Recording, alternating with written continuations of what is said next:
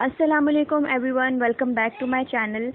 इस वीडियो में हम जिस कॉन्सेप्ट को पढ़ने वाले हैं, अंडरस्टैंड करने वाले हैं, वो अगेन सोशियोलॉजिकल स्टडीज़ में एक बहुत इंपॉर्टेंट कॉन्सेप्ट कंसीडर किया जाता है, that is division of labour. Division of labour एक ऐसा कॉन्सेप्ट है, एक ऐसा एलिमेंट है जो कि ट्रेडिशनल सोसाइटीज़ से लेकर मॉडर्न सोसाइटीज़ तक डिफरेंट फॉर्म्स में पाया जाता है। तो इस वीडियो में आप अंडरस्टैंड करेंगे कि डिवीज़न ऑफ लेबर है क्या, इसके कौन कौन से टाइप्स हैं, डिसएडवांटेजेस क्या है, बेनिफिट्स क्या है, और साथ ही साथ दो इम्पॉर्टेंट थिंकर्स यानी कि कार्ल मार्क्स और एमिल डुर्कहाइम डिवीज़न ऑफ लेबर के बारे में कौन कौन से पॉइंट ऑफ व्यूज़ देते हैं।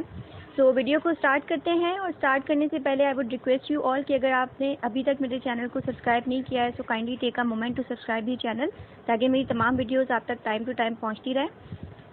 स्टार्ट करते हैं bye defining division of labour, यानी कि इस कॉन्सेप्ट का मतलब क्या है, डिवीज़न ऑफ लेबर होता क्या है।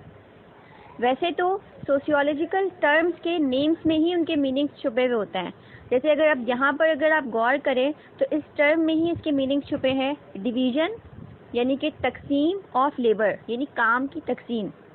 तो बेसिकली ये कॉन्सेप्ट है क्या, it is a kind of specialization, यानी डिवीज़न ऑफ लेबर को आप स्पेशलाइजेशन भी कह सकते हैं। ये स्पेशलाइजेशन की ही एक काइंड है, and it is to satisfy the largest possible number of wants we have to organize them by division of labour a way that yields the greatest volume of output. हम जो चाहते हैं, हमारे जो काम हैं, हमारी जो डिज़ायर्स और गोल्स हैं, उनको हासिल करने के लिए, उनको सेटिस्फाई करने के लिए डिवीज़न ऑफ लेबर ज़रूरी है। और डिवीज़न ऑफ लेबर एक तरीक़ाकार है जिसके थ्रू आप एक पॉजिटिव एफिशिएंट आउटपुट तक पहुंच सकते हैं। यानी कि अगर आप अपने गोल्स को अटेन करना चाहते हैं सोसाइटी के अंदर, तो हर ऑर्गेनाइजेशन में, हर जगह में इस तरह का ये वे पाया जाएगा, डिवीज़न ऑफ लेबर पाया जाएगा, जिसमें काम डिवाइडेड होगा, स्पेशलाइजेशन होगी, ताकि गोल्स को अच्छे वे में प्रोड्यूस कर सकें और एक अच्छी पॉजिटिव आउटकम और इनपुट मिल सके। मज़ीद डेफिनेशन देखते हैं। कॉलिन्स डिक्शनरी ऑफ सोशियोलॉजी के मुताबिक it is a process whereby productive task become separated and more specialized. ये वो तरीक़ाकार है जिसको इस्तेमाल करके, यानी कि डिवीज़न ऑफ लेबर करके, आप प्रोडक्टिव टास्क को इस तरह से डिवाइड कर सकते हैं कि वो और ज़्यादा सेपरेटेड और स्पेशलाइज्ड हो जाए। मीन्स जिस तरह एक आम सी मिसाल है, फॉर एग्ज़ाम्पल घर में अगर शादी है या कोई इवेंट है, और उसमें अक्सर ये होता है कि काम को डिवाइड कर दिया जाता है कि एक बंदा है जो कि हॉल की बुकिंग देखेगा, एक है जो कि खाने को देखेगा, एक है जो कि डिफरेंट काम करेगा। मीन्स हर किसी में काम डिवाइडेड कर दिया जाता है।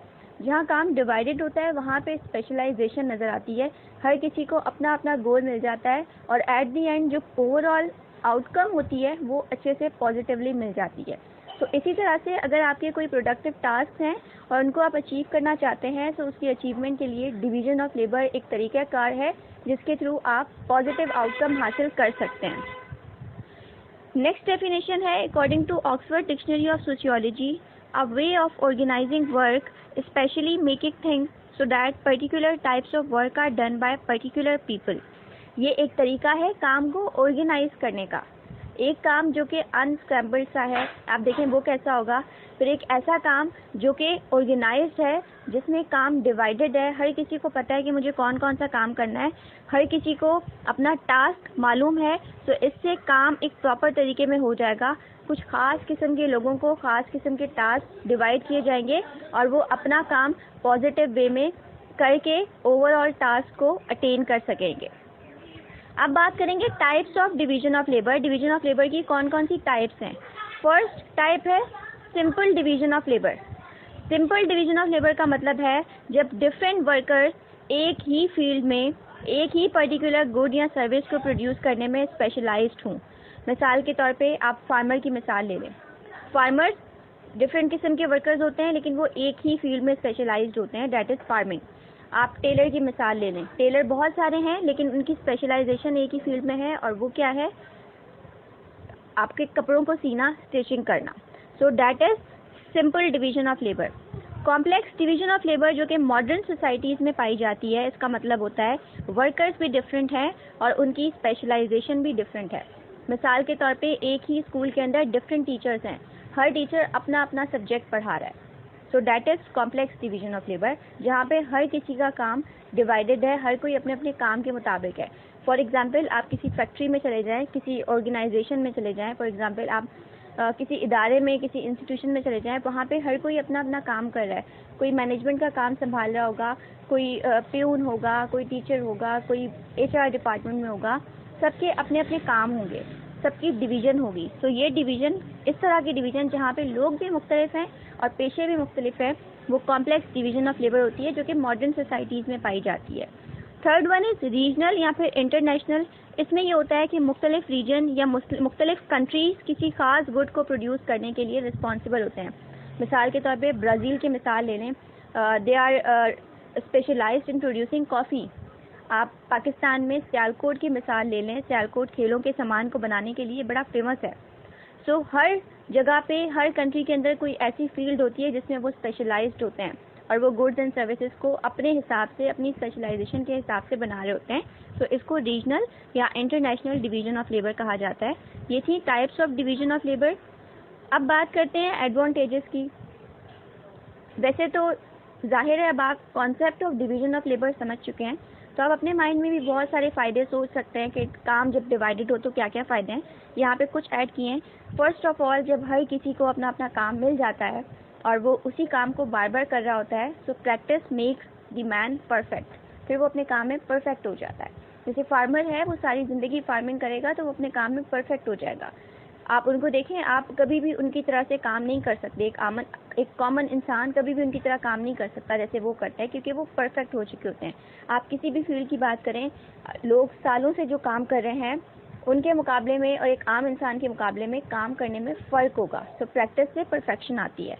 देन जब डिवीज़न ऑफ लेबर होगा, सो एफिशिएंसी आएगी। ऑब्वियसली एफिशिएंटली काम होगा, स्किल्स बढ़ेंगे, प्रोडक्शन बढ़ेगी, एम्प्लॉयमेंट की अपॉर्चुनिटीज़ बढ़ेंगे। जब काम डिवाइडेड हो जाएगा तो एम्प्लॉयमेंट की अपॉर्चुनिटीज़ बढ़ेंगे।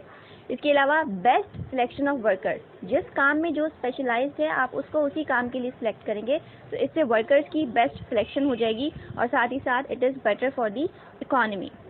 डिसएडवांटेजेस की बात करें, so the work becomes dull. Why? Because एक और चीज़ भी है कि बार बार काम करने से जहाँ परफेक्शन आती है वहाँ काम डल भी हो जाता है।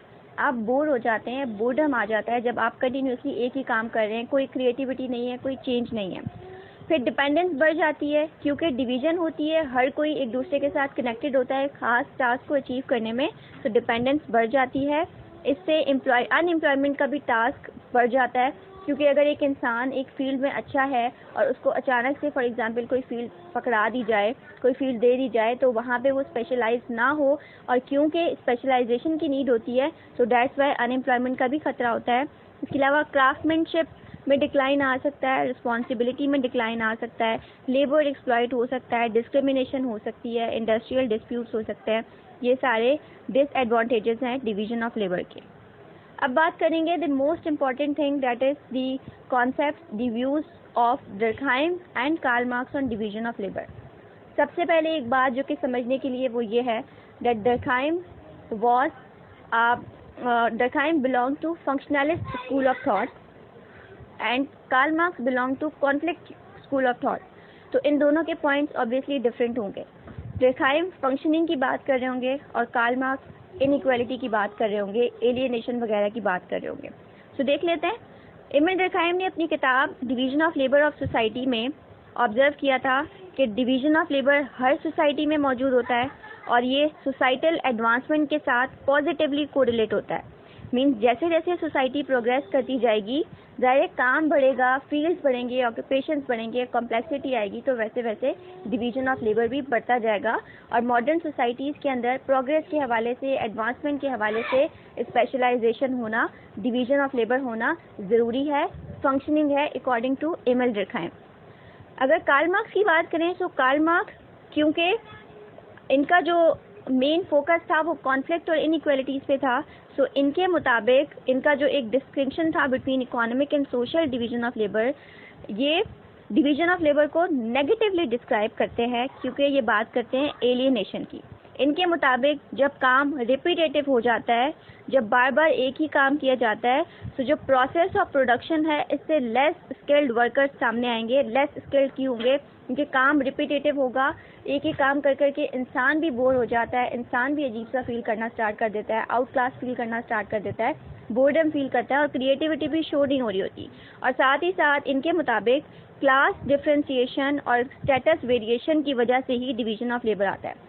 यानी क्योंकि कार्ल मार्क्स का फोकस था इनइक्वालिटीज़ पे और क्लास डिफ्रेंसिएशन की वजह से इनइक्वालिटी होती है, तो इनके मुताबिक क्योंकि class differentiation perpetuate inequality in the society, status variation की वजह से इनइक्वालिटी आती है, तो वहीं से डिवीजन ऑफ लेबर निकला है कि जाहिर है जो हाई तबके के लोग होंगे, जिनका स्टेटस हाई है, जिनकी क्लास हाई है, फिर डिवीजन ऑफ लेबर में उनके काम भी हाई लेवल के होंगे, उनकी स्पेशलाइजेशन भी हाई लेवल की कंसीडर की जाएगी, जबकि जो लोअर क्लास होगी वो एक्सप्लॉइटेड या alienated हो जाएगी।